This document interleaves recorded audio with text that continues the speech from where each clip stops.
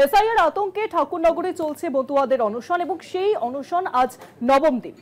গতকাল থেকেই কিন্তু মমতা বালা ঠাকুর তিনি যোগ দিয়েছেন সেই অনশন কর্মসূচিতে। এই অনশনকারীরা তারা কিন্তু অসুস্থ হচ্ছেন, ভর্তি হচ্ছেন হাসপাতালে। অনশন মঞ্চে কংগ্রেসের ওয়ার্কিং কমিটির সদস্য অধীর রঞ্জন চৌধুরী তিনি আজ উপস্থিত হন মতুয়াদের এই অনশন কর্মসূচিতে। ঠাকুরনগরে চলছে মতুয়াদের অনশন এবং সেই অনশন আজ নবম দিন।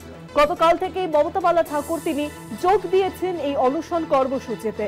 এক অনশনকারী তিনি অসুস্থ হয়ে পড়ছেন, আর এই নিয়ে একাধিক অনশনকারী তারা কিন্তু অসুস্থ হয়ে পড়ছেন। গতকালই আমরা দেখেছি যে বেশ কিছু অনশনকারী যারা অসুস্থ হয়ে গিয়েছিলেন, ভর্তি ছিলেন হাসপাতালে, তারা বেশ কিছুজন সুস্থ হয়ে আবার কিন্তু অনশন মঞ্চে ফিরেও এসেছেন। আর আজ অনশন মঞ্চে উপস্থিত হন কংগ্রেসের ওয়ার্কিং কমিটির সদস্য অধীর রঞ্জন চৌধুরী।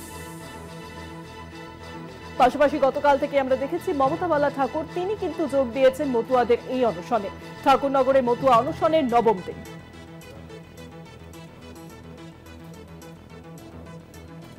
আর বিষয় আরো জানাবেন, এখন সরাসরি রয়েছেন ঠাকুরনগর থেকে আমাদের প্রতিনিধি সঞ্জিত চক্রবর্তী। সঞ্জিত, ঠাকুরনগরে মতুয়াদের যে অনশন, সেই অনশন কিন্তু আজ নবম দিনে পড়লো এবং আমরা দেখেছি গতকাল থেকেই কিন্তু মমতা বালা ঠাকুর তিনি যোগদান করেছেন এবং আজ এই অনশন মঞ্চে উপস্থিত হন অধীর রঞ্জন চৌধুরী।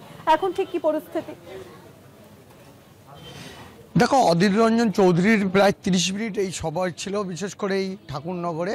তুমি জানো অত্যন্ত তাৎপর্যপূর্ণ। ইতিমধ্যে জানো যে মতুয়াদের নবম দিনে পড়লো অনশন মঞ্চ এবং সেই অনশন মঞ্চে যেমন তৃণমূলের রাজ্যসভার সাংসদ মমতা বালা ঠাকুর সহ একাধিক অনশনকারীরা কিন্তু আজজন অনশন করছেন। তার মধ্যে 15 জন অসুস্থ হয়ে কিন্তু ইতিমধ্যে বেশ কয়েকজন হাসপাতালে চিকিৎসাধীন এবং তাদের মঞ্চের ওপরে চিকিৎসা করছেন।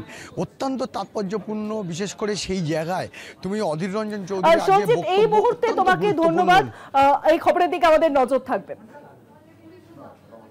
এই মুহূর্তে আমরা দেখব মুখ্যমন্ত্রী মমতা বন্দ্যোপাধ্যায় তিনি বক্তব্য রাখছেন, সেই বক্তব্য শুনবো আমরা সরাসরি। এই খবরের দিকে আমাদের নজর রাখবে ঠাকুরনগরে মতুয়াদের যে অনশন চলছে।